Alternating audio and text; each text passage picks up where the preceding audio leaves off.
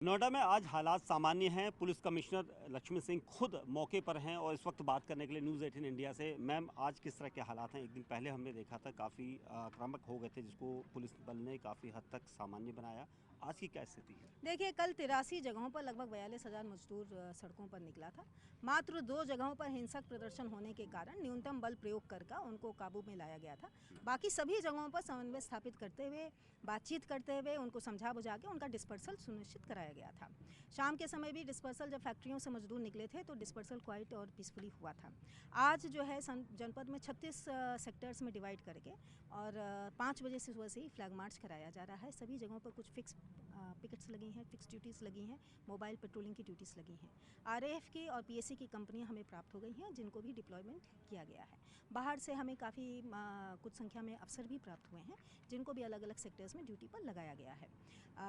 सरकार ने श्रमिकों की समस्या के समाधान के लिए 5 में से 4 मांगों को हमारे द्वारा तत्काल ही स्वीकार करते हुए प्रशासन के द्वारा उसको लागू करा दिया गया था। एक वेतन वृद्धि की मांग थी, जिसके लिए सरकार द्वारा कल एक हाई लेवल की कमेटी यहाँ जनपद में भेजी गई थी।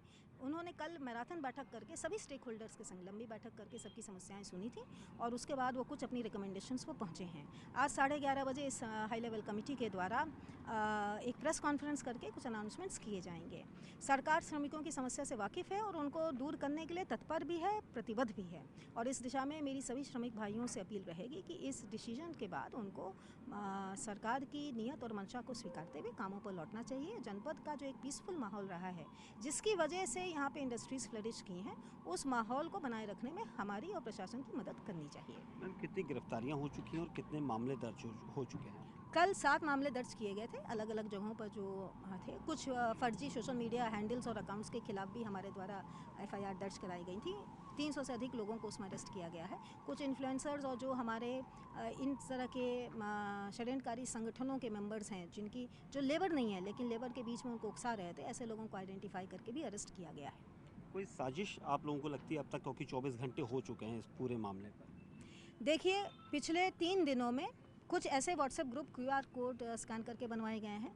कुछ ऐसे 50 से अधिक सोशल मीडिया हैंडल्स 3 दिनों के अंदर बनाए गए हैं, जिनके द्वारा लगातार केवल और केवल मजदूरों को, श्रमिकों को हिंसा करने के लिए, आगजनी करने के लिए, सड़कों पर पथराव करने के लिए, पुलिस से भिड़ने के लिए उकसाया जा रहा है। और ये जो क्यूआर कोड की टेक्नोलॉजी है या जो कुछ अकाउंट बॉट अकाउंट्स हैं, जिसमें से जेनरिक कमेंट्स डाले जा रहे हैं, तो ये निश्चित रूप से कोई एक संगठन है जो बड़े सिस्टमेटिकली और टेक्नोलॉजी का यूज़ करके इन चीज़ों को प्रदर्शित कर रहा है। इसकी फंडिंग की भी जांच की जा रही है। साजिश है और इसको हम लोग बेनकाब करेंगे। आज आखिरी सवाल मेरा मैम, कि अभी आप देख रही थी, तो आज स्थिति क्या है? आज कहीं कोई प्रदर्शन की कोई? नहीं, अब तक पीसफुल है। 3 जगहों पर मजदूर निकले थे और उनमें से वार्ता करके 15 मिनट के अंदर उनका डिस्पर्सल कराया गया। सरकार के द्वारा जो इनिशिएटिव्स लिए गए उनको बताया गया। उनमें से 2 जगहों पर मजदूर वापस फैक्ट्रियों में काम करने के लिए चले गए हैं।